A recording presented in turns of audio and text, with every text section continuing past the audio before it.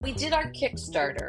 I did not think anyone else was going to back this because we said a 7-year-old made this. You cannot play it. Why would you think this is going to be good? It raised $25,000. Totally blew my mind. How are the dynamics raising a son and then having a business with him? He's the owner. He owns 55% of the company. We've made a lot of money, and that will be his money when he's older. I don't know if kids should have money. We keep the profit in the business so it's there for him when he's older. But he actually handles the investing in the stock market. I think he's managing about $6 million right now with my husband's oversight. Building versus scaling. Building is very exciting. You're brainstorming. Scaling is the exact flip side of it. In a company, you need somebody who can sell, and then you need somebody who can make. After you've sold 1 million copies of your game, it has its own brand, and you didn't do anything. When I did Shark Tank, I thought, oh my God, I've never been on TV. I'm going to embarrass myself. And I thought, you know what? If I humiliate myself on national TV in front of everybody, Alex will see this. He will see I didn't die. I just got up and did something different. Just for people who don't know much about Leslie, and she's a serial entrepreneur who has led multiple successful ventures, including Schtickers back in 2005. Then she came up with Yeah. GoodHangups, which actually featured on Shark Tank in 2016. I think she got a deal with Lori for close to $500,000. And Did sound good we're gonna go. on air. I know all about the fears that you have been talking about, like all the mental drama before you go on Shark Tank. Yeah. And a recent one, I think, Tacos versus Burrito, which has been a huge success. And I like to imagine this as a 7-year-old boy invents a card game, and his mom Yeah. turns it into a number 2 seller in cards and games category on Amazon, which is massive. I think roughly there's like a few 100 million SKUs at Amazon, and to be in any category, which are not too many, to be ranked so high, I think is it's a lot It of work. shocked me as well. I did not expect it. I thought it was just it was a cute game that he came up with. I did not expect it. So could you? Yeah, I'm curious. Like this was from other podcasts. I think I gathered that you worked at Intel before Oh yeah. Yeah, 2005. my very early days. So I'm 55 now. So, I've had many chapters. You're a young person, so you'll have many chapters in your future. But I'm 55 and somebody who's kind of got ideas and things. You have a lot of chapters. My first chapter after college was teaching English as a second language abroad, and I loved it. And then I realized I didn't want to do it anymore. What am I going to do? Now I'm almost 30. Oh my God. So I went back to school in information systems, and I worked at Intel and loved it for a while. That's kind of my thing. It's 5 years. I love everything. First 5 years of a business, I love it. First 5 years of an idea, I love it. And then, it's happened too many times for me not to notice, like, you know what? You'll lose your interest in it. And then everything else sounds more interesting. So that's kind of how. So Intel was about 5 years too? No, Intel was shorter, but I was probably in tech about 5 years, in some way. So I started at Intel and then went on to work at a consulting firm. And that I thought the consulting firm would be great because I thought maybe I just need to change project to project. Maybe I just don't want to be on one project forever. And then I realized clients are hard, like I don't want to get clients. I don't want to manage clients. I just want to do work, So I was probably about 5 years that I was in tech. I went back to school for it, and then I did it for 5 years. And it comes up periodically, that skill set. But it was one chapter I tried, I was like, oh, this is interesting. And I loved it when I loved it because I liked, I think what I liked most is most of the times I was doing systems implementation. So you would have a before of like, oh, I'm going to a call center and they didn't have the right system for it. And then we would figure out what system they needed, work on the requirements, get it implemented, and then see it working. And when I should coast, like just go along and be like, oh, this is great. Now I work less. I just couldn't coast. I had to go on to something else. And so when I was a consultant, I thought, oh, well, then I'll just switch to a new project. But that didn't that didn't satisfy it. It was really that I needed to try something completely different every 5 years. So, Is you it know, like so problem solving that is it that the gist of it? Is it problem solving or is it because in a way like your later entrepreneurship like your tacos was a bit that's not a problem yeah. solving in itself, right? I'm just wondering like is it I always think trying to that's a really great question. I think that clues into something because I think problem solvers are natural entrepreneurs. Because if you're, I don't know if this is true. I had a couple drinks earlier, so maybe at my lunch when I was having a couple drinks, I might not be fully clear headed. But here's my theory after a couple drinks is that I think when you're problem solving and figuring out how to make something work better, it's kind of tickling that side of your brain where it's like, okay, here's the challenge, here's what we need to figure out and how to get it there. And then you get the satisfaction of before and after. It's like painting a room, you get to see before and after. But with business, you have an idea and maybe that tickles some areas of your brain. But what really turns it into a business is going, oh, I have a good product. How do I get it to become popular? How do I sell it? How do I do these things? It is always problem solving.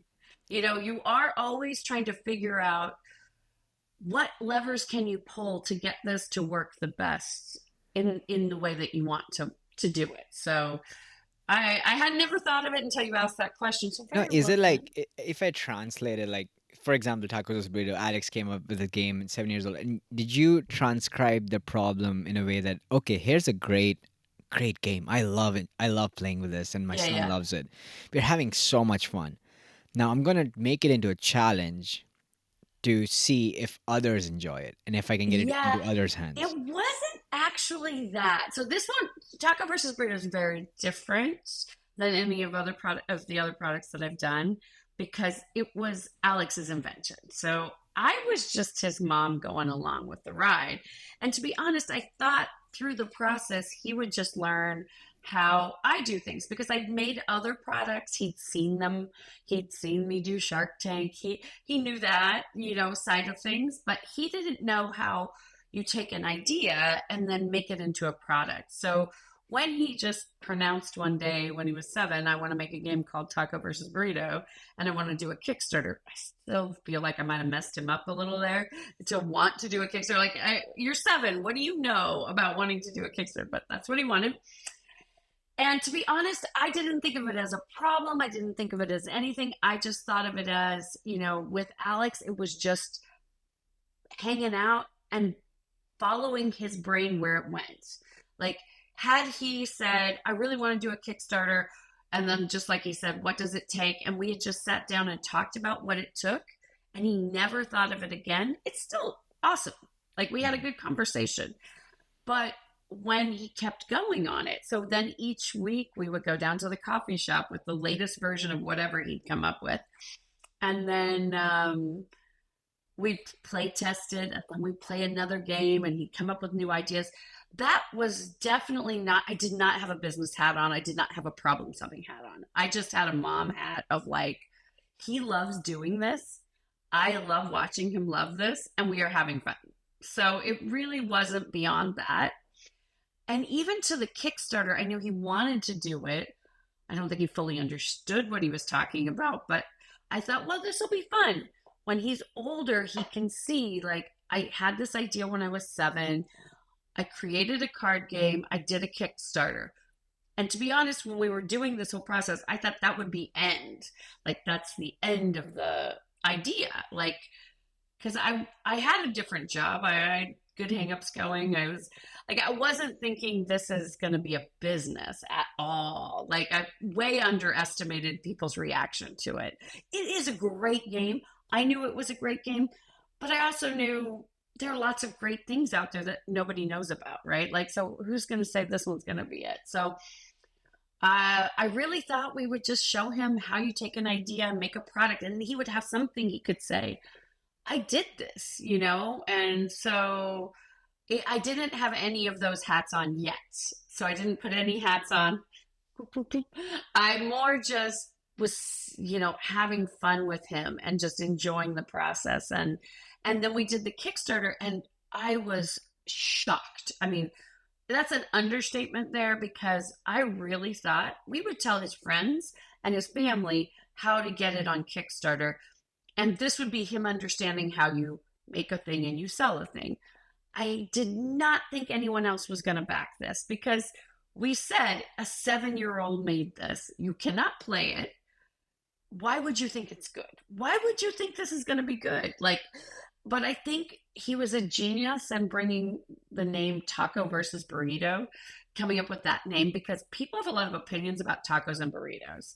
And the weirdest thing is that he came up with that name, and he does not like tacos or burritos. So I do not know why he came up with that name, but it was just like, that's what it's called. He didn't know how to play it. That's what it's called. So I would So say that you did not first market bit, this? You did not market when it went on Kickstarter. we did. Uh, We went on Kickstarter. We didn't have a marketing approach. I approached it as a project for me and him. I am a bit of a I like things to look right. I like things because I came from business, so I wasn't going to just throw it up there and say, "Oh, here, back this kid." So I looked to Exploding Kittens, what they did. I looked to other brands and what they did. So that is a little bit of the hat. And you ask good questions, because it was a little bit. Each project was a little bit of a hat. Like I put a hat on, like, okay, if we're going to do a Kickstarter, how do we set this up? Well, let's look at somebody in my category who's done it well, and then let's model after that. So on some level, it was problem solving. Like, I don't know how to do a Kickstarter. They have a lot of money. They probably know how to do it. So let's model after them. They had a section that tells you how the game is played. I'll have a section that tells you how the game is played. They had a section about rewards. I'll have a section about rewards. You couldn't tell it's the same. Like we pretty much copied their approach for right. a number of things. They had a lot of people, so No, they had I other believe things that they wanted. cloning is just a form of flattery. Like that's my Yeah, principle, and I've learned so much just by cloning. yeah. I'm like, Well, and it's not, and at the end of the day, you're cloning the structure, and your exactly. content is there. So you can't tell, oh my gosh, this is exactly the same. It's not like I came up with like Exploding Kittens. I was modeling after them, and I said Exploding Burritos or something. And I modeled it exactly the same. The gameplay was the same. That's a totally different world. But we were like, oh, look, they know our box. If you look at our box of our product, Mhm. it is exactly the same size as Exploding Yeah. Kittens box, because I figured they know better than we do what size a box should be. Like, so we use that as a model, and we're like, Is that so why you enjoyed the interview so much? Was it? I believe it was that Tim Ferriss interview with it, Exploding Kitten. Was it like? Was it after a lot later, right? After Tacos Burritos was launched. That was like recent, I yeah, imagine. that's recent. Yeah. Yeah, they did that recently. And oh my God. Yeah, if anybody's listening and they haven't heard, they're interested in games. That would be an interest. I don't know if everybody would love that podcast, but oh my I gosh. I think Yeah. Tim Ferriss is coming out with a game. And so he asked the most perfect questions about everything that goes into games, because it is different, I came from a world where you make a product, you describe the product and what the benefits are, and then people buy that product if they need it, right? You have to convince them the benefits and those things. Games are not like that at all. Like, people are not buying the benefit of a game. They want to be entertained. They're there to watch. It's like what more like, oh, what makes you decide to go to a movie, this movie or that movie? You need something that hits you in a way that you're like, I want to play that. I would like to try that. So it was very different than anything I'd ever done with games. Yeah. And I had never really thought about it before. So I guess I did have little times I put on my hat of like problem solving and doing that. But the vast majority of the time for that, from the idea stage to when we started to actually ship into Amazon, which was about a year, um, through the Kickstarter and all that, most of the time I just had the hat on of like, this is my kid. He had an idea. How much fun is this that we're doing this? This is so fun. Right. I can totally imagine like something that is at a different level that's rewarding. It's Yeah. not. there is like there's a 100%. win-win and a win. Like, there's there's Exactly. as you said, like if it stopped at Kickstarter, that would have been also fine. Um, Exactly. no, and thank you for recommending that podcast. Like that was Oh, good. so cool. Isn't it great? I think it applies to more than games. I think the I way he agree. was describing breaking down a business into community building, that Oh, really, tripped the wires in my that brain. I was like, he's just flipped the whole problem. He's like, it's not about the game. I It's know. about what you make of it. I know completely. That Elan Lee is a genius. And he knows about community building. We are not experts in that. And we didn't model that part because it was like, we don't even have the skill set. But the way he thinks, his background is fascinating. And the two of them talking was just, I don't know. I Absolutely. listened to it like 5 times over a week's period because I was just like, I'm getting so much out of this, and I'm in the space, and everything he's saying is, it's almost like he was verbalizing some things that we do that we didn't even realize we do. Like, like, oh, right. Yes, you have to play test a game until you don't want to play another game. If you Absolutely. play a game and you Yeah. are done and you don't want to play it again, that's not your game because it's too much effort to go to launch a game. You need a game Yeah. that's going to be something people pull off the shelf every time. Like you want them to, like if someone comes over and wants to hang out and play a game, that's the game you go to pull off the shelf. And that I attribute 100% to Alex and our process of like play testing. It was more that I needed coffee on Saturdays and Sundays, and we had to walk our dog, so we play tested a lot because we had to go. We were both early risers and we needed to go get me coffee. So but I did it without thinking of it, but because of all the play testing we did, we knew it was ready for a Kickstarter when we always took a different game every time we'd go to coffee. We take his game and we take another game. Hmm. And when I knew it was ready was, we don't want to play that other game. This game's too fun. It's surprising us. Like even though we created it, I mean, it's really Alex's creation. He knows gameplay. I don't know anything about this. So that is not my expertise. But it Yeah. was just too much fun. Yeah. No, I have more questions. I think which I'll come later to, Yeah. just on specifically on working with Alex. Yeah. I'm curious to. I think we kind of touched upon that. On this being a serial entrepreneur, just this act of being an entrepreneur, as you mentioned, it's like problem solving. If you're a problem solver, you're an entrepreneur yourself. Yeah. Is that something you also did, like growing up? Is there some hints Dude, here and there? They were like, yeah, yeah, this sounds that's a like good something. question. I will say my mom, when we were younger, had ideas that didn't get executed. She had this idea for a type of sock with I'm sure the sock exists now, but like she wanted a sock with the toe to be connected, just the toe to be like a glove, and maybe it had existed when she was younger, but it didn't exist when she was older. And this was before the Amazon. She's been gone for quite a while, but I remember her ideating on ideas and um, I don't know if maybe on some level technology is on some level an invention of its own. Like you're kind of coming up with something that didn't exist and you're making it happen. And so maybe there were some things in there, but early in my 30s, I read something once that women really hit their stride in their mid 30s to late 30s related to entrepreneurship. I cannot remember the book, but if there's ladies out there in that age range or even into their 40s, 50s, whatever, look, Google it, I'm sure, or chat GBT it. I'm sure they'll tell you what the book is. But I remember it saying something about the way the women usually mature, and then we've gotten to a certain stage in life that maybe we don't worry as much about what people think or whatever. And so we're a little more open to some things. It may not be the same for the new generation because thank goodness they just don't have our issues as much. But in my early 30s, I started kind of like, it was before Etsy. So it was kind of like I would make things like I made these. I contacted the people who make Build-A-Bear. That Build-A-Bear is like a stuffed animal that has squeezy things. And I asked them if I could buy their voice recorders inside. This was early Build-A-Bear. They weren't huge, it was just like a company I found. And they sold me some of these voice boxes. And so I would go to Goodwill and buy old, like, stuffed animals.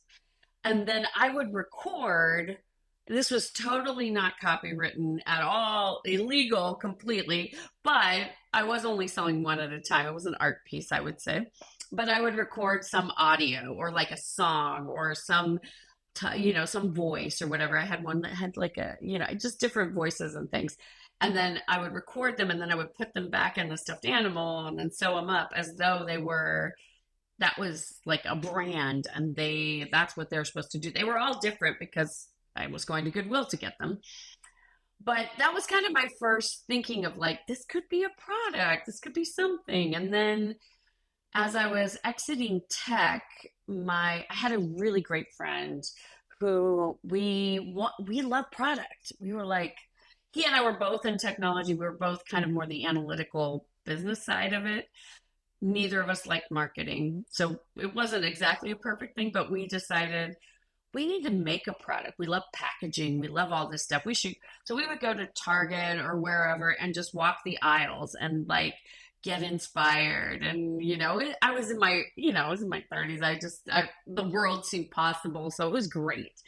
And then we came up with an idea to make these tins that would have a magnet on the back that could go on the refrigerator. You see them everywhere now, but they weren't everywhere when we were thinking to do it. And we were like, oh, this will be great. We can do this. And then we set out to do it. We bought the tins, we bought the magnets, we put them together. There was no profit in this because we weren't doing it at a large scale. We got like one larger retailer, but it wasn't like Target. It wasn't the Container Store. It was something local. I can't remember. But anyway, it was we figured out how to make it and we did all the work. We were putting it all together and we would sit down and do it all. And we realized there was just really no profit unless we had someone make it like overseas and then we could just import it.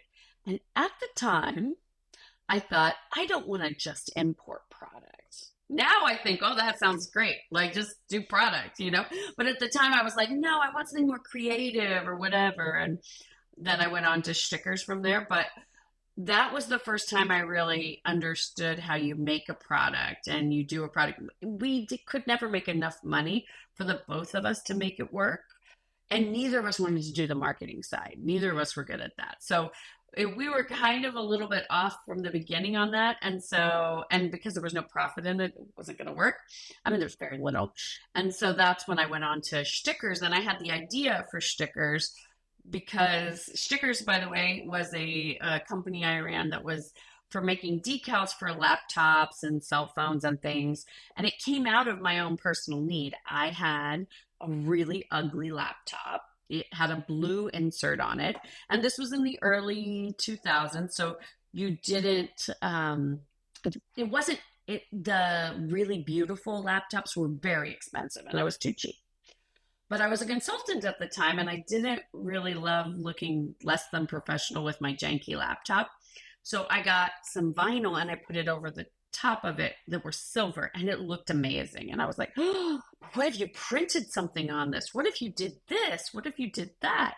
And that's where I kind of just went from a need. And almost all of the products I did myself came out of a need from myself. Like, oh, I need this. Maybe I'm not alone. And if anyone's listening and they have an idea, I'm betting you're not alone. We're not that unique. We are unique, but we're not that unique. If you have a need, many people might have that same need. A little aspect to this as well. Like a lot of people do personal hacks and they just don't recognize that this is Yeah, something other people could use. I think they just need to 100%. maybe just take some time and be like, oh, this is actually something only I do. And, it could be Yeah. useful. Um, Yeah. You might be the only one who does it today, but right. could it be helpful to other people? 100%. Yeah. So I don't know if I had a lot of entrepreneurship because my whole 20s was teaching English abroad. Mhm. There wasn't really entrepreneurial about that. I just got jobs from country to country and traveled. It was Where amazing. were you? I think I I heard you taught mention. in Japan, India, Czech Republic, Chile, Turkey. I think that's all the places I taught. Wow. But during that time, this was before really the internet was very popular. So it was early 90s, mid 90s. I would get paid really well, like in Japan teaching. And so I would save up my money and then I would take like a year off and just live in hostels and things. I was young. I'm so glad I did it. I could not Yeah. do it today, but at the time, I'm so glad I did it. And No, absolutely. it I was think there's awesome. a connection there. I come from Delhi in India, and then Such a I've great lived three city. years in Prague, and my wife Oh, is wow, we that's are connected. this is all Czech art. She's Czech, Oh, and wow, I yeah, didn't know that. yeah. Oh my So gosh. Prague is, I I think, one of the love it. most beautiful cities, and I think it that So city beautiful. really inspires you.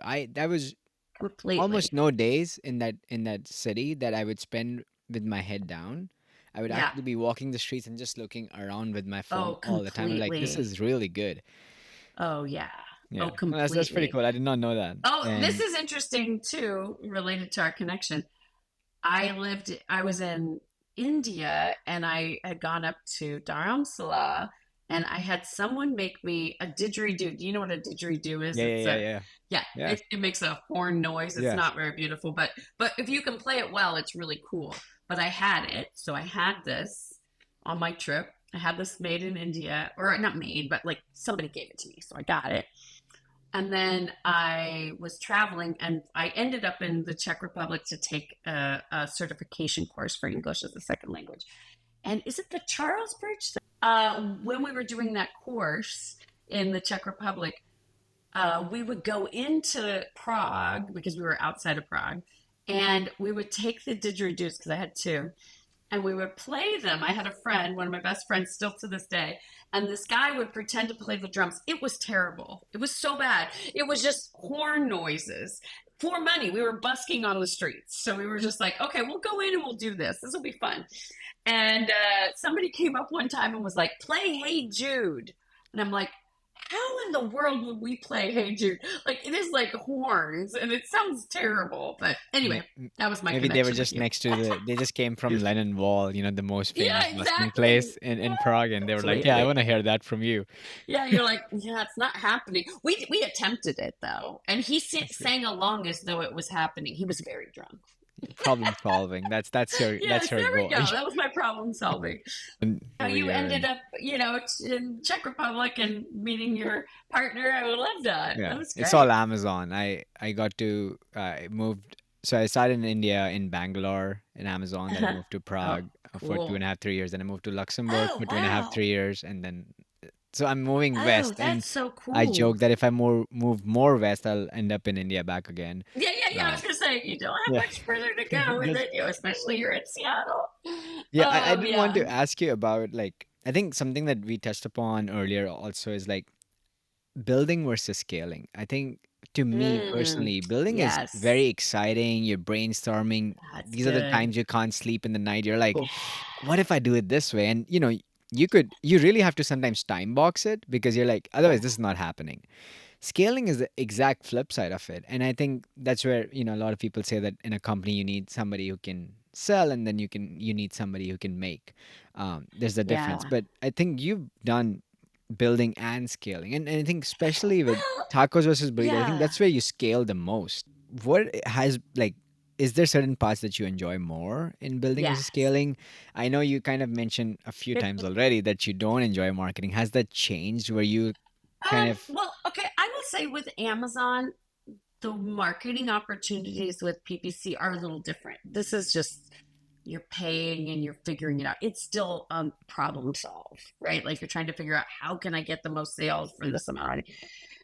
Marketing, I don't feel like I feel confident with is more, I've never been great at social media or for like creating a viral buzz. When I get excited for what Elan Lee was talking about his with Exploding Kittens and building a community, that's the kind of stuff. Somebody who loves that, it's their bread and they just love it. They could do it all day. I would hate it. That sounds awful to me. I do not want to do any of it. So, so knowing what you like and what you don't like is good because there's always somebody who loves the thing you don't like. And if you can somehow work together, that's kind of your ideal situation. So for me, I know building versus scaling. So like I think in my mind, I still think even though we have scaled to some degree, that I think of like that first phase is the creation of it, the build of the thing. I still think of that first 5 years as building. Even though it is scaling, you're still building and it's the natural progression of building. And it's all up and to the right. It's beautiful. Woo! Let's just keep going up and to the right. And on a like profit perspective. So that's the part I love. I love figuring out how to make something, make it the best it can be.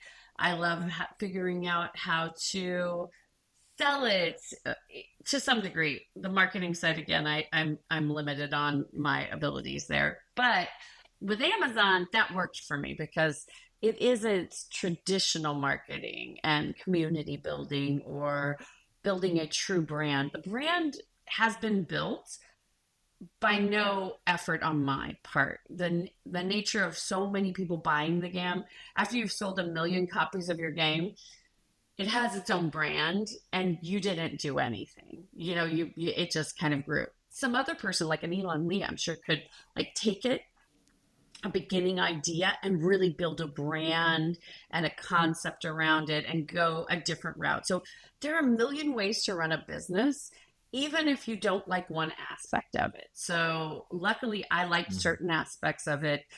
I am also notoriously cheap. If you have ever talked to anybody who's worked with me, it's not that I hire people, but I'm not a big, I'm going to throw a bunch of money in this and watch it grow. I don't do that because I'm too cheap and the risk is too high. I like to do as much as I can do for free or as much as I can do on my own and grow organically. I personally believe a business should be profitable. And I can't say that completely. Is that something you would also do, say, not for business perspective, but like when you're shopping, you'd like compare, you'd always be kind of thrifty in that, right? I'm very thrifty. My husband jokes that the more money I make, the cheaper I get. It's true. I get cheaper and because I know the value of a dollar. I think, Yes. well, if I get a quote on something, I'm going to get a second quote because I want to make sure that I'm not being taken advantage of some sort. I But recently I read do. an article that Warren Buffett's wife was Oh yeah. complaining about the coffee costing $3. She was like, "Oh my god!"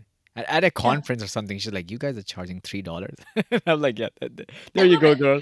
Yeah, I mean it's one of those things where you know what you value and what the value of something is. So yeah, and the interest for me in business is interesting too because the goal isn't a thing.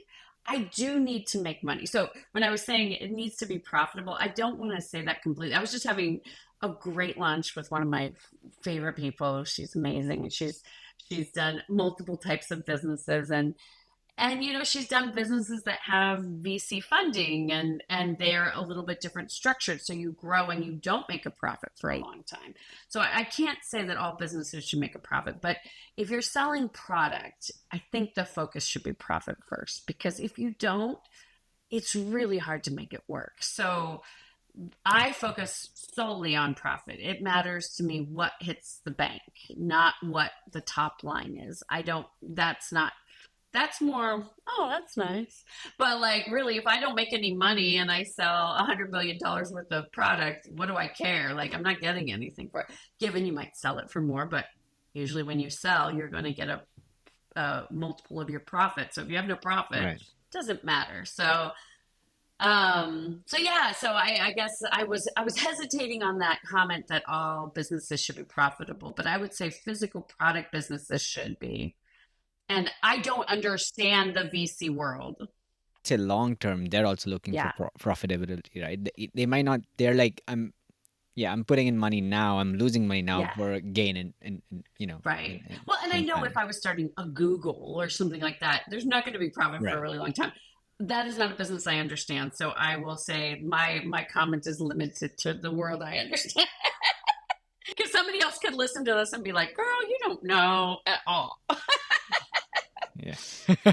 It's I'm curious, like on the, could you talk more about navigating on Amazon? So I why I asked Yeah. this question, and I think on the building and scaling, and I think I see that you're kind of very in the middle, balanced in the sense of you enjoy building, but you think of scaling as also building, and then even at the Yeah, that first phase of scaling, I think. I right, think what happens to me is there's a next phase, and we actually may consider selling soon because that next phase takes a different skill set.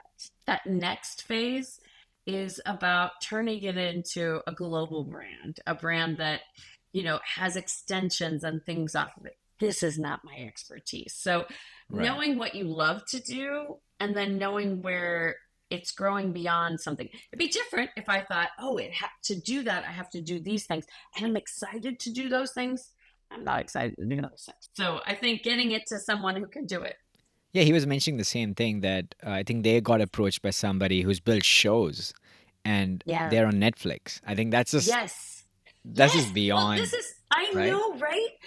And that was, they are, I'm sure I'm going to get this wrong, but I think they were acquired by a private equity company. So Yeah, they have a lot more money and a lot higher level people. Exactly. So we had actually had a large company come to us about turning Taco vs. Burrito into a show. We didn't know what that looks like. We're having these meetings, but we don't understand what we're talking hmm, about. And it fizzled out after a while. And I think mainly due to my lack of expertise there. So right. that's where I think that's where I saw it so clearly when they were talking about it. I was like, yeah, I Hmm. didn't have that. I didn't have that expert who came in. I didn't get that huge team. I didn't get Mike Judge to take it over and do it. Like it didn't have that. Yeah, And when, I run Taco versus Burrito with one employee, and I like it that way. Like I like small teams. I like it manageable. I like it simple, but that's not what's needed for the business long term. It right, needs to grow beyond that.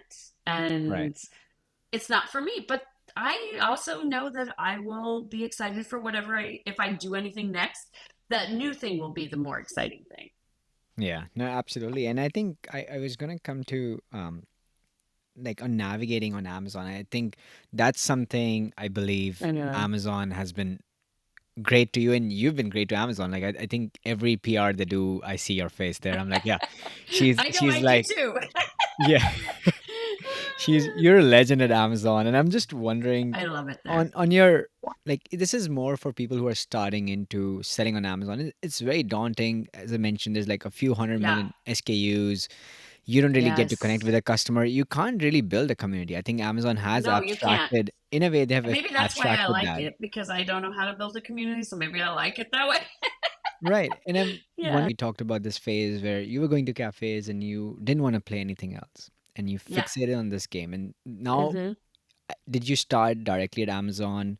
No, we did our Kickstarter. So first we did Kickstarter, and that's a month-long campaign, and it raised $25,000, which totally blew my mind. I mean, it totally blew Alex's mind too.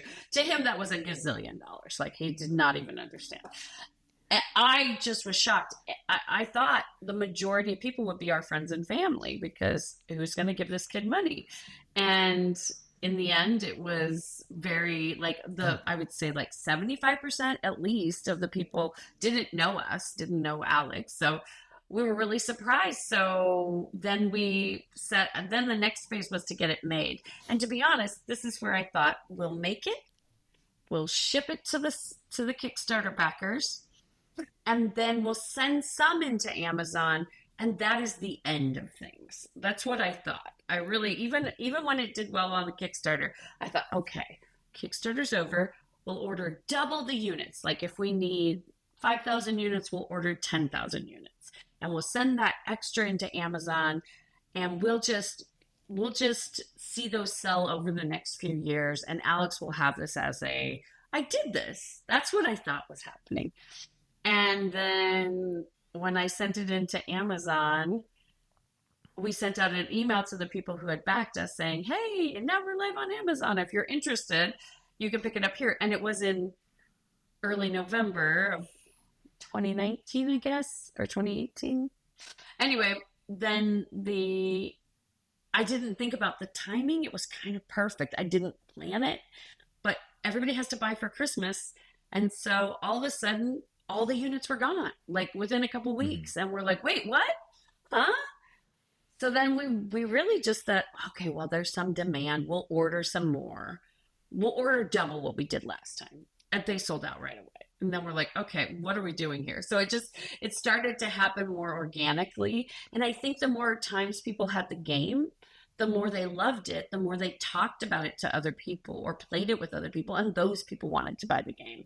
And so it really had, when I say I don't like marketing, the marketing was built into the game because if I have you over and we play the game, you're going to want to buy the game, right? So it kind of had the marketing built in it. Whereas my other products that I'd done, that didn't happen. You don't talk about them to your friends. You don't have people over to enjoy your product that you bought. Like that doesn't happen. So games Yeah. were so different than anything I'd ever sold before that I got so excited because it was like, I don't understand this. And, sometimes when you don't understand, you're like, I want to figure it out. This is really cool.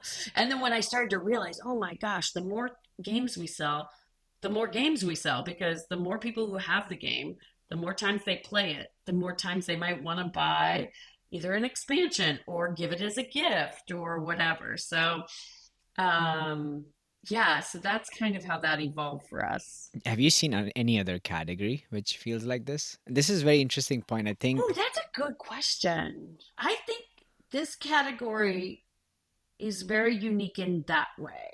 I think there are other categories that have their own uniqueness. Like I hear friends because maybe I'm in like a couple of selling pickleball. I groups. would imagine Yeah. Oh, I pickleball have would a be like great that. friend who I have a friend in a group that I'm in, and he sells high end pickleball rackets. Right. He had a whole nother brand that he'd sold, but he does high end pickleball rackets. He's immersed himself in the culture. He knows everything about it. He knows what somebody wants on a high end pickleball. I mean, like, but, and maybe then when they're out and playing, you're like, "What's your racket? I want to know about your racket." So there is some advertising like that too, but most likely they're not using it and wanting it, but they're seeing it and wanting it. So I think it just depends. Games have their own thing with the playing of it so casually.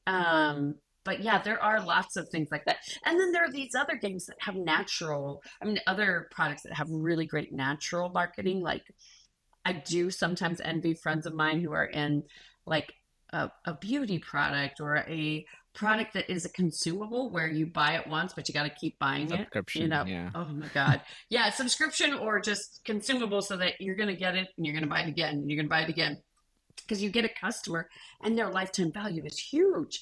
We sell a $20 game, so you're most likely going to buy Right. it once. You don't need another one unless you give it as a gift. So I get envious of that. And then also those things that really work on TikTok or something, like something where, you're gonna get somebody who shows how beautiful they are with your product, and then all of a sudden you sell a gazillion. That doesn't happen in our category. So there are pluses and minuses of every category. Like supplements sound amazing because you have to keep buying them, but it's so competitive that oh my God, Right. I would never go into that industry. So it's so hard. Yeah, you're touching a nerve there. I helped my uncle sell anti-aging supplement on Oh Amazon, yeah? How'd and it go? that's the trouble part. So we had the same thing that we had an article cover us, and it got sold out. Like, and we were like, okay, That's so this is. exciting. Wasn't I that think fun? yes, and then it took us 3 months or maybe 6 months to make it again because supplements have a long lead time, and need to Exactly. contact the manufacturer and stuff. Yeah. And then Amazon's been very strict on supplements, just generally, because it's anything you consume, you put 100%. in your Yeah. body, right? And that just adds a lot more complexity. And as you're right, there's just so much competition. And So it's much competition. yeah, yeah, And there's a lot of people in there with big deep pockets who will lose money right. for on the Just and to getting get it to somebody out, win. right? Yeah. And I talk to supplements people and I'm like, you are playing a whole different game than I'm playing. Like I am Yeah. like, and like this is interesting because I do not understand this world, but yeah, that's fascinating. How did it feel when that sold out and you're helping is it your uncle you said? Yeah. He's a professor. He's a professor in Oh the yeah, aging I field, think you and mentioned that when we yeah, met. that's where he made the product, and it's going well. Like he's keeping it on, and there's a few Great. articles, papers that might come out. And that's the thing with aging is like I can't prove it. But the thing is, you don't have to prove it because as a 55-year-old, anything that sounds like it's going to work, I'm interested in. Yeah. Like, I think the good part is you can't, maybe the bad part is you can't prove it. The good part is people don't have to have proof to want to try Right. something, right?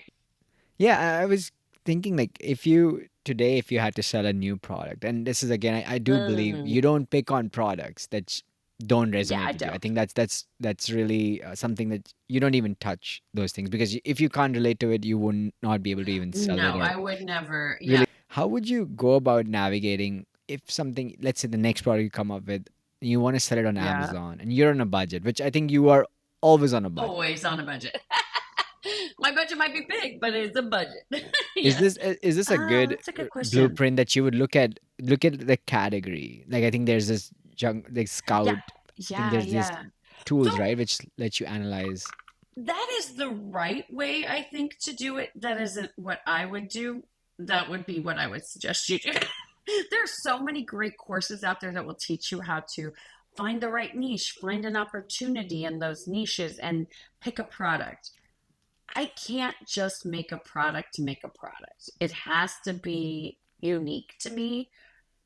This is probably a problem because I could make way more money if I could just figure out how to just make products people want and not have to be the inventor of some sort. But I had a meeting with somebody, gosh, I don't know, maybe it was like 2016, 2017. And it was I had this friend who was a really big seller on Amazon. And he knew everything about what was happening all the time. And I wasn't in many like selling groups, which I love those groups because you can really learn a lot from other people's experiences and like go, oh, that might work for me, or oh, that doesn't apply to me at all, or however, I love it. But I wasn't in any groups, but I had met him. He was so generous with his time. I asked him if he could meet with me. And this was for GoodHangups, which was our magnetic Hmm. solution thing.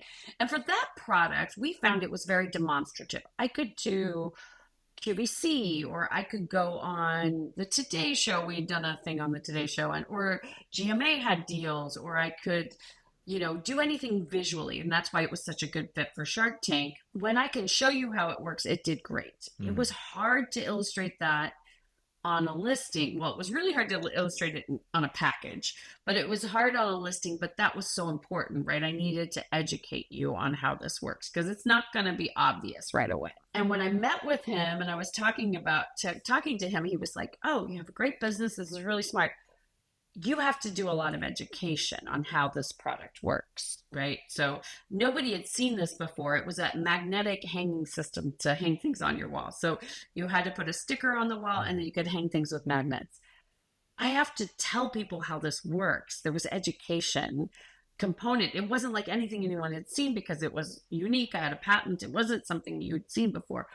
And he said, "You have to educate everyone. I like to be the person behind that person." Like he said, you're whacking your way through a forest. Like Right. I like to be the person behind that person. And I Right. thought that visual was so good. And I thought, I want to be the person behind that person. I don't want to whack and then have somebody come in and be like, "Oh, now you understand how this works. Here's a new version of it." So I think the way that you're talking about, with Jungle Scout and some other tools that will teach you where you can find a niche and build a product line out of it, that is what the vast majority of Amazon sellers do. And I would say is a really good approach. Right. It is not something I can do because I Yeah. don't get excited by it. I don't get excited to find, and I use the example like of a spatula. I'm not going to get excited to sell a spatula unless I make a spatula that has some unique thing that no one's ever seen before. I can't get excited about it. Right. And most sellers on Amazon don't need to be excited about their product. They don't need to be. I have to be excited Right. about the product. So I'm the anomaly in this world. And so when you say, well, what would you do next if you did another product? I do have some product ideas. I do want to get them into other people's hands so they will do the product, because I don't want to make more products. It takes a long time to make a product and then market it, and you'll lose 5 years, right? So because I like Yeah. that first 5 years, and now I'm 55. I don't know if I want to be doing this when I'm 60, but I do want these ideas to come to life, and I do think they're patentable, and they're in categories that have nothing to do with my interests exactly, but I do want to make them. So I'm more of the inventor type than the uh, business person who comes in and looks for the opportunity. Right. No, I'd be super happy to test out all the products. I'm a big fan of everything you've done till now. Well, And thank you. yeah, I was wondering like how it is. So me and my wife, we just had our first baby. She's 2 months old. I didn't And know that. Oh my gosh, how exciting! It changes everything. yes, Yeah. it does. And I have so much more respect for people who are, pull this off. And that's where I was thinking that, to do something with your somebody in your family, that's just rewarding at a different level. Um, Totally. I'm curious, like, how are the dynamics raising a son and then having a business with him, and how much Mm, participation does he get? Like, is it since it's been made and there's expansion pack, yeah. so he's probably on the for sure very much committed on the design phase, and Yeah. like, how about other decisions? I think you were employed by him, so that does Yes, change the he's the equation. owner. He owns 55% of the company. So he is the majority owner of the company, but I run the day to day. And it's an interesting thing because, you know, people will say, oh, that's so great you did that with your kid. And you're like, I don't know if this is great. Because we've made a lot of money, and that will be his money when he's older. I don't know if kids should have money just like it was his invention. He earned it because he made the thing. But will it land the same way? So I have different challenges having a kid in this world. But I will say, if we look at how we worked together, the early stage, it was all his ideas and me helping him bring them to life. So from the product design stage, it's his ideas and I help bring them to life. That is my role in that world. Then for the Amazon and the day-to-day stuff, I do all of that. He is, at the time he was 7, so I think he turned 8 by the time we went on Amazon. But we wanted him to have a childhood. We didn't want him to be thinking about business all the time or getting too into the business. And as I said, we may sell the business, Mhm. because one other thought that I have is we've had some great conversations. So he's 14 now, so that's been a while. So he's 7 years. I like first 5 years, so I'm 2 years past the first 5 years. He's 14. 14's a new age. He doesn't have interest in card games. He has interest in video games or in music or in whatever a teenager has interest in. So at this stage, he doesn't think he'd want to take it over. And so I think I like the idea of selling as well, because I don't want him to be boxed in by something he did when he was 7. Like, I don't want him to feel Mhm. like he has to run a business like he did because he was 7. So he took a class when he was when he was about 10, I think. Well, during the pandemic. So he took a class on investing. It was crazy. Oh, when your kid is older, I know 2 months, you've got time. But there's this website called Out of School, and it has these classes. So if you're listening and you have a kid who's you think might be interested or might have fun doing some investing stuff, we decided, oh, he should take this class. It's about the stock market. It teaches you the basics of the stock market.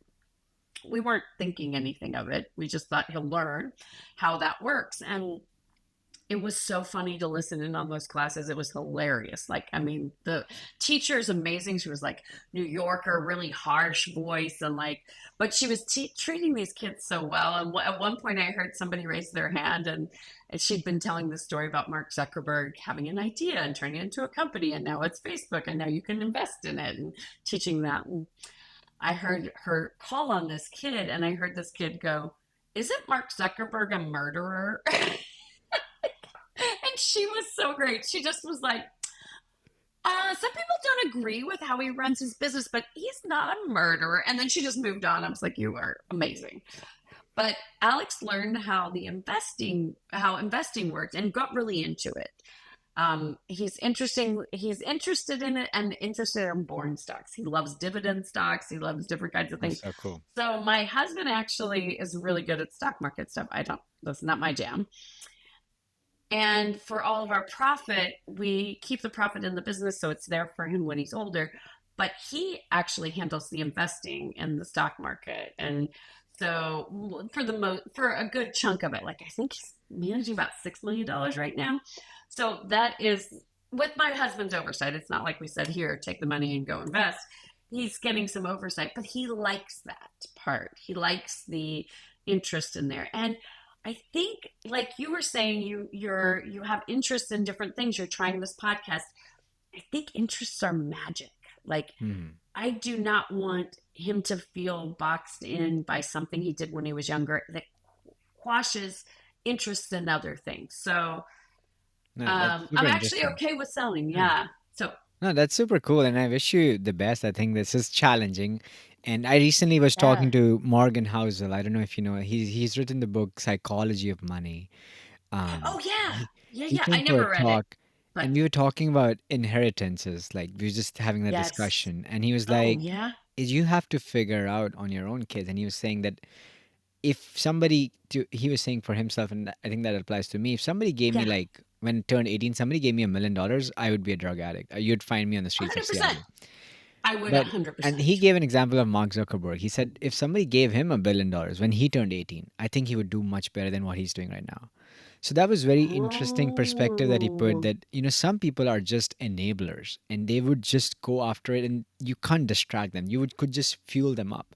So that was a Oh, very that's interesting interesting. way he put it for me, and I would recommend that book, Oh, I'm going to check it Psychology of out Money. because this is something I think about a lot related to wanting to feel that this, at the end of the day, is a very positive thing for him and it doesn't kill some motivation in him for something he wants to go for later on. So we struggle with this because, it sounds great on paper, but at the same time, if we don't do it right, it could be.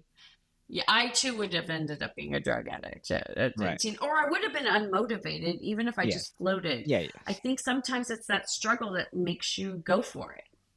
And the struggle in itself becomes the goal rather than the struggle Yeah. to something. And that's something, I think we can also discuss later. I do a lot of investing, and the other interview that I did was somebody that him and I actually do cloning investing of very big investors. So that's something he might be What is your clone son. investing? Cloning is essentially, look up big guys, Warren Buffett, Charlie Munger, Oh, and and you you look at their invest like they biggest do. bets. Look at their biggest bets. Like, okay, Ah. if he moves like 3% of his money, 4%, which they do, they're managing few $100 billion. Mhm. But you look at their biggest bets, which they make only once in like 3 or 4 years, and you understand why they did that. Mm. So you kind of, as you said, like cloning, Mm. you Yeah, figure out yeah. people who have done it. Somebody else And has way spent a way more time on this. Why not model after them? Yeah. absolutely. And that brings me to the next. I was wondering on the mentorship and role models. Like, I think I Mm. see from this conversation that you're very, I think, intentional, if that's the word, on certain decisions, and especially with your business being with your son. I think it's not Yeah. just, it can't be just about money, because it has downstream impacts, like they say Yeah. in economics. Like it would have, and he's 14, and he goes older. There's also, Yeah. there's other side of businesses, which I think how you started the whole thing is just the excitement of creating something.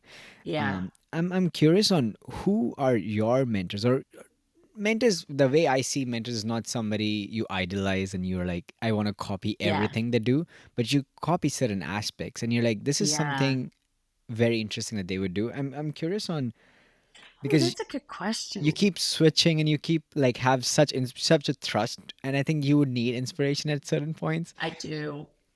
I think if I were thinking about mentors, I mean, I feel like I do like within the business space now, I'm in a couple groups and one is called $1 Million Sellers.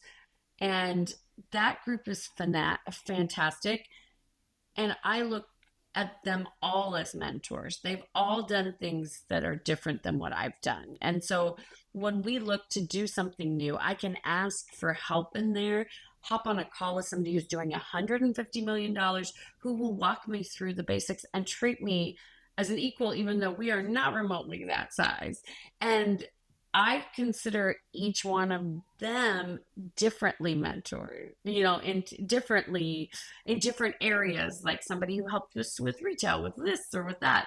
So it's an interesting one for us for that.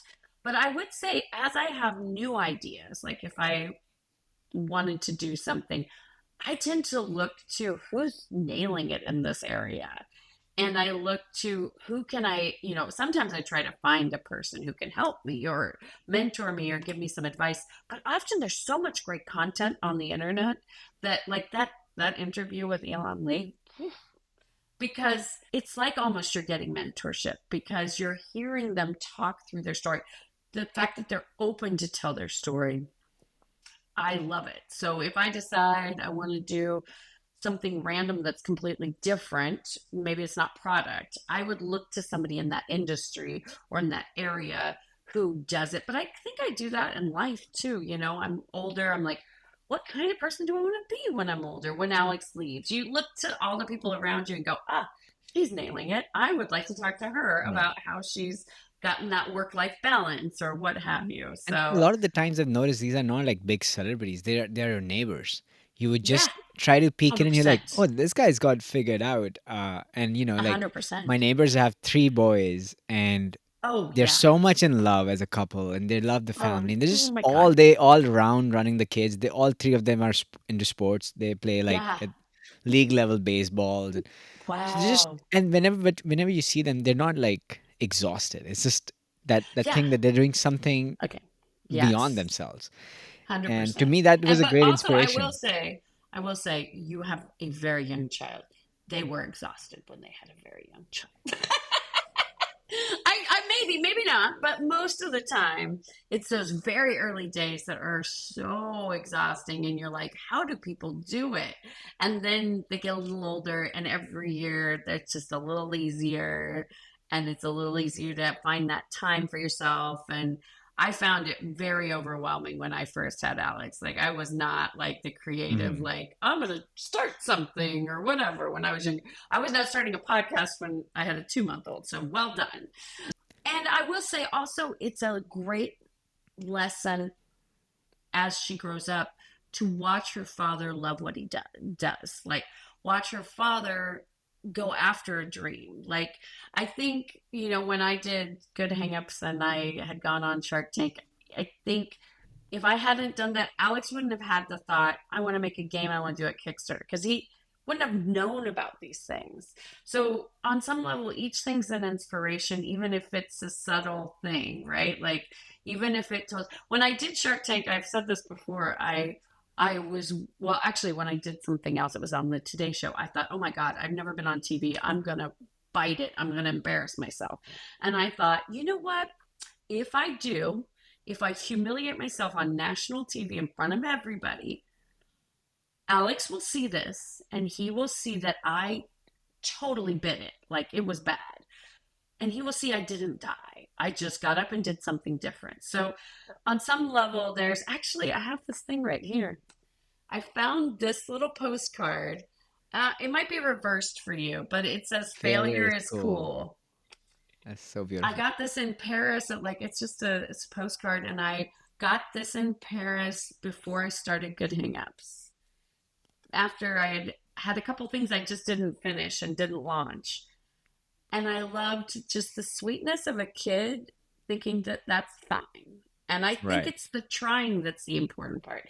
It's not about the succeeding. It's great if it does. It's a lot easier if it does. But if it doesn't, you tried it and you learned something from it and it leads you to something else. So that was my thought of like, if I bid it on national TV, he would know, he would have the lesson. You can risk it. It might suck, but you'll be fine. Absolutely. I think the things I've been hearing about raising kids is they emulate what you do. You may Yeah. say things to them and they'll be like, yeah, yeah, Oh, good whatever. point. And you do the exact opposite. You're like, go chase your dream, and you're slogging at something that you don't enjoy. They're like, okay, that's something you're supposed to say just to sound good, but you Yeah, don't do that. yeah.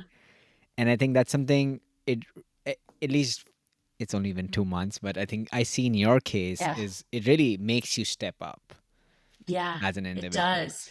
And I mean, it's easy on sometimes. I mean, because you're tired, it's a lot of work to have kids, it's a lot of things. You think, oh, I need to put my time into them and not prioritize myself. That prioritization of yourself sometimes is a gift to them. It shows them how to prioritize themselves as well. So it's hard to remember when you're exhausted, but it's a beautiful thing. And I'm glad that you doing this podcast and doing some things is coming to you naturally. It's not like you had to make, I mean, you just felt like, oh, I feel driven to this.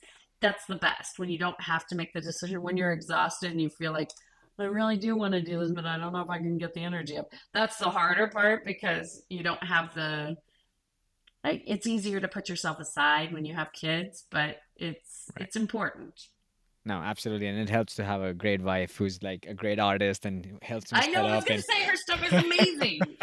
yeah, Yeah, absolutely. that is No, awesome. on the last note, like where can people find you? Where can people reach out if they have like, Oh, some yeah. the best way is go on Amazon.com, go on Tacos versus Burrito, go on Yeah, click on yeah. buy now, and Right. buy But 10 of if those for your you're, family. yeah, yeah, that would be great. And thank you for your service, anyone out there who buys it. But beyond that, I'm on LinkedIn, so feel free to reach out there. You know, I love talking to people about their businesses and ideas. I like the idea phase.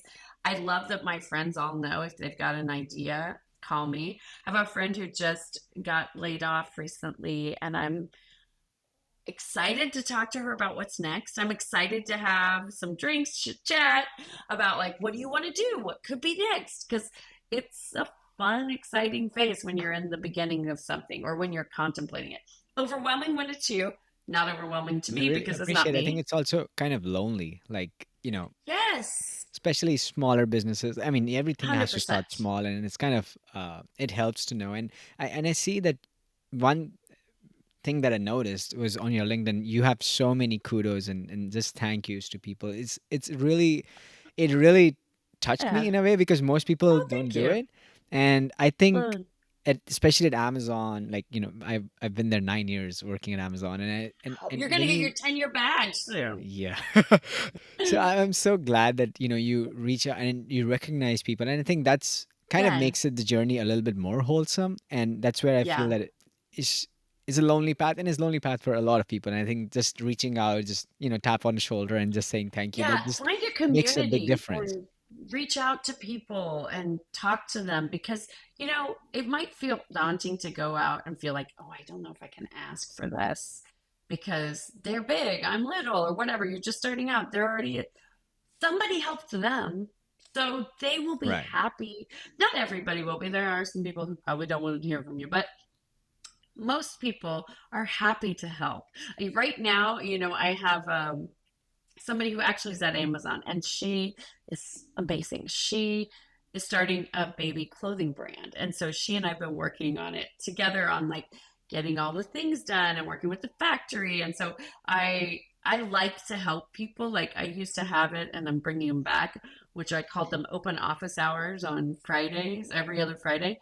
And to where if you wanted to show up and ask a question, you could. If you didn't, I'm there. I'm just going to work if no one shows up. If somebody shows up and has a question, great.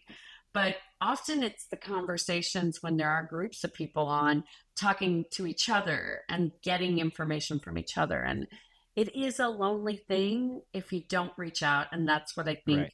a lot of these seller groups online are for people, like getting that connection. But I'm always excited to hear Yeah. about people's No, absolutely. ideas. And I And think also a lot of people think that reaching out means you've achieved something, especially on LinkedIn. You would notice oh, that, yeah. oh, I got promoted. Let me make a post, and that's it. And Yes, I think it doesn't have to it's be such a bragging. big It's like or not bragging. It's a I'm announcing something. Yeah. Right. And it takes a lot of effort for people to realize like you don't have to just do those. Like, reach out No. doesn't mean that oh, look at me, I achieved something and I'm okay to have Yes. a conversation now. I think it's Yeah, I've never had someone reach out to me and I looked them up to see if they were right. eligible or whatever, you know what I mean? Like Yeah. Yes. usually most of the people who Social reach out to ranking. me are like, I have an idea. Usually it's like my kid has an idea, or like I have a lot of people Right. who reach out because they're thinking about games with their kids and stuff. Love to talk about that stuff all No, day. absolutely. And again, somebody talked to me, like I've asked for help from a lot of people. And so I've always been shocked. These people in MDS who are like at 150 million dollars will talk to me. I still have it. It happens to everybody. And so there was a book called Feel the Fear and Do It Anyway. That's just the concept. If you're doing something you've never done before, you're going to have fear. Right. It's just built into you've never done this and it has some risk associated with it. So Right. you can apply that to starting a business, but you can also apply that to reaching out to people and just know, if they're not interested, they probably won't reply. So it nothing hurts to reach Yeah, out. and it's But just an I get indication. it. It's just a signal. I think it's just that when you're feeling that way, it's just maybe a signal that you're on the right path because you're pushing Yeah. that boundary. Yeah. So, no, Agreed. Agreed. absolutely. It was so good to have you. I think Yay. I keep hitting you up and if my baby comes up with ideas, I'm like, look, somebody I'll make her talk to Alex. Oh, yeah, exactly. Although, he's 14 and people will say, oh, does Alex want to talk about this? And he's like, no, he's 14. He has no interest in this, but he would talk to you all day about music and like other stuff, but he never wants to talk about the business side of things. So, and I Absolutely. love it because I want him to be his own human and not feel he has to do anything based on something he did when he was young. So it works for me. Absolutely. This was great. I learned a lot and thank you so so much.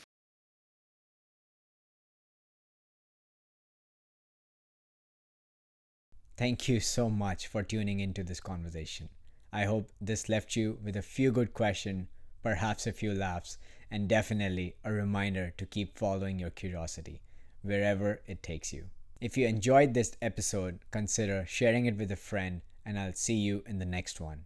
Until then, stay true to what matters the most, your inner scorecard. Thank you.